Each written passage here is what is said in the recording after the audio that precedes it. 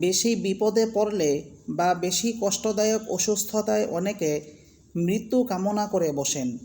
হাদিসে এ ব্যাপারে নিষেধাজ্ঞা এসেছে। বিপদ আপদে আল্লাহর রহমত থেকে হতাশ হয়ে মৃত্যু কামনা না করে আল্লাহর সাহায্য চাওয়া উচিত।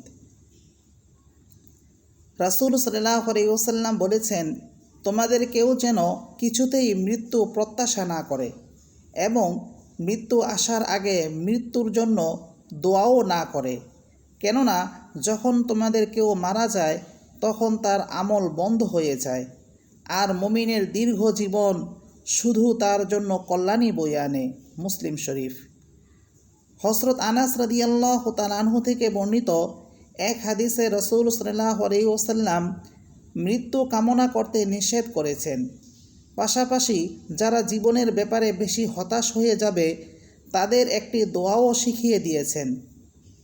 আল্লাহ রাসূল সাল্লাল্লাহু আলাইহি ওয়াসাল্লাম বলেন, তোমাদের কেউ কোনো বিপদে পড়ে যেন কোনোভাবেই মৃত্যু কামনা না করে।